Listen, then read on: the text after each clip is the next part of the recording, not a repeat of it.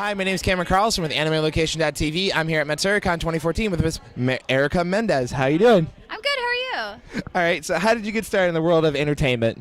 I watched a lot of cartoons and played a lot of video games, and that just kind of like spawned into this thing where I became interested in voiceover, and a bunch of audio dramas were a lot of my practice. I didn't do too much stage, unfortunately. I know a lot of people are like, get into stage and do that, and I don't have too much experience with that. I think I did like high school plays and whatever, but it's mostly the online audio dramas that kind of got me going, and then watching a lot of cartoons, like I said. So I moved out to LA like 3 years ago, and somehow found my way, doing professional stuff. So it's been crazy. They say that ties into a song of a show you're in. It says in your bio that you loved making voices and imitating some of them. Who would you say was one of the driving forces that led you into the world of voice acting? Like, who inspired you the most of any voice, like any cartoon character voice that really inspired you? Like, hey, one day I might be working with that person. Like what cartoon character? I don't know if a specific cartoon character, but as far as like voiceover people go, Laura Bailey was a big inspiration for me. She does a lot of young boy voices, and that's kind of what I started practicing when I was, getting into voiceover. So she's a big inspiration to me. Have you had a chance to work with her yet? I haven't. I've been around her, but I'm always too scared to say hi. So. Well, we've met Travis before, okay. So don't worry. If you can handle Travis, you can handle Laura just fine. It's great to see him too, because he's so huge. He's so tall and intimidating. He's super cool. Trust me. They're both super cool. So you're an avid gamer and you play League of Legends. Has Riot ever actually reached out to you to do any voice work for the game? Because I see you tweet about it, you talk about playing, and you're like, man, look at my score, like look at my stuff.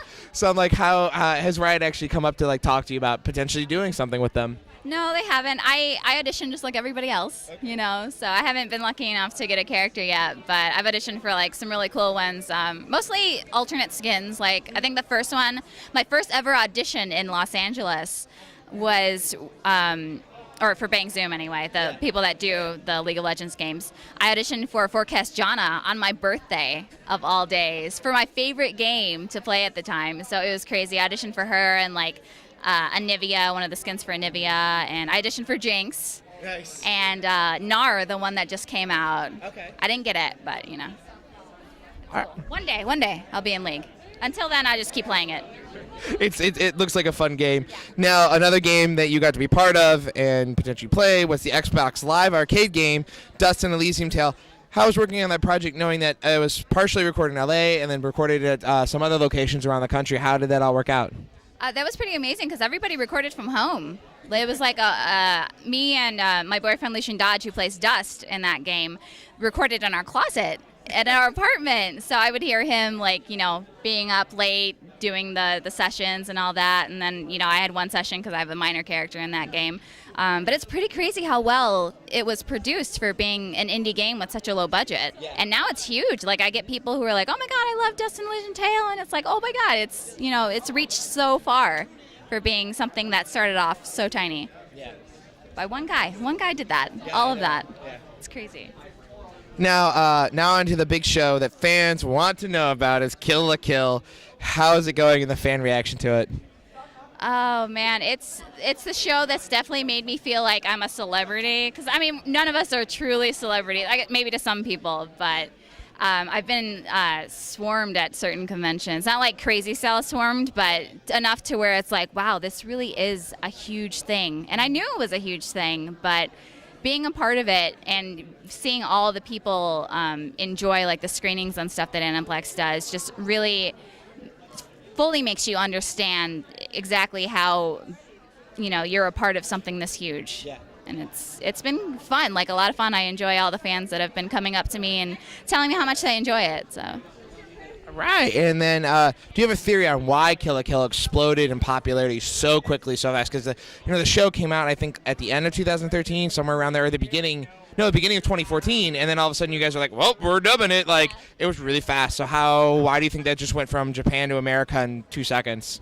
Well, I think it's pretty inevitable. It's a huge show, obviously, like I've been mentioning. Huge is the word I use a lot for some reason. Huge.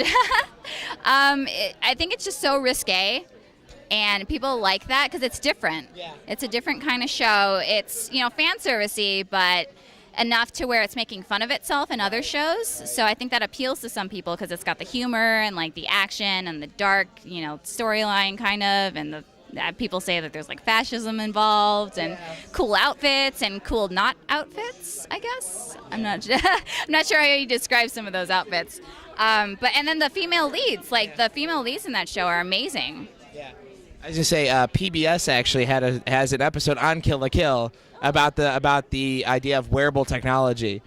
Like, it's actually on the PBS Idea channel that one guy runs, and he's like, it's all about wearable technology and that type of stuff, and it talks about how the clothes and all that type of stuff. It just released, by the way. This episode just released this week of the convention.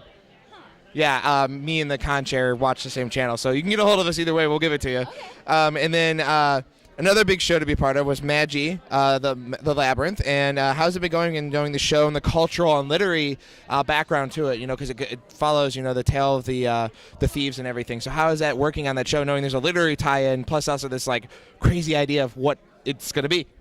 I didn't know too much about the 1001 Nights, which I think is based off of, but Aladdin was one of my favorite Disney movies. I know they have nothing to do with each other, but the fact that I can play something that kind of sort of indirectly ties to my childhood is pretty cool. And Aladdin's such a great character. He's so uplifting and fun, and he's friends with everybody, and it's a great show. I really like it, and I enjoyed it before I started recording, so it makes it more memorable to me that it's something that I truly love to be a part of.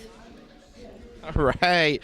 And then for fans that are new to Maggie, what can you tell them about the series that would get them to watch it more and stick to the series? I heard that it's very colorful, very fun, and everything like that. And I personally haven't watched it myself. So if you're somebody who's like, hey, I heard this show, what it's about?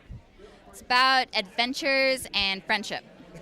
And one of my co-stars, Eric, who plays Alibaba, says he uses the tagline "Friendship is Maggie" to describe it. So I think that should be a good enough tie-in to get people to watch it. It's a hook. Friendship is Maggie. Nice. And are there any upcoming projects you want fans to know about at this time? We know that you have to sign the pesky NDAs. So is there anything you really want fans to know about?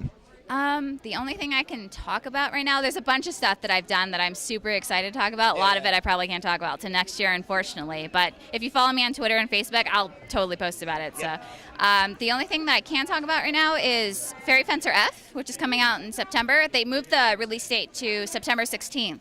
And I play a character named Erin. She's a fairy that helps this guy named Fang. I don't know that whole story. It's been a while since we recorded, so I don't know until I actually play the game, which of course I will buy it and play it. I've actually already bought it. I've got it pre-ordered, so it should be coming whenever Nisa sends that out. But it's a different character for me because she's very girly and pink.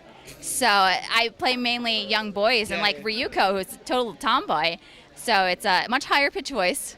It's very different than anything else anyone's heard me in. All right. Now, is there any way fans can keep up with you on the internet? And a final message for all your wonderful fans out there. I heard you say Twitter and Facebook, so anything else? I've got a Twitter. I've got Facebook. I've got a Tumblr that I kind of use, but I use it because other people are like, oh, I'm going to follow you. And I'm like, oh, okay, so I guess I'll use it. Tumblr's kind of weird. Yeah, it is. I've also got an Instagram, which I update pretty frequently because I like taking dumb pictures of, dumb faces and things. So those are the 4 main things I use. Okay, and your Twitter handle is? Sunderica. It's Tsunderica. So it's a play on Tsundere and then my name. So I follow you on Twitter. That's why. Yeah. So, and a final message for all your wonderful fans out there.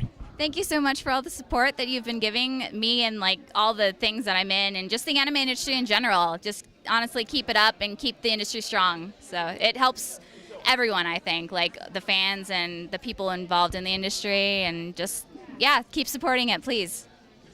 All right. Well, thank you so much, Erica. Thank you for coming out here and talking with us. Thank you so much.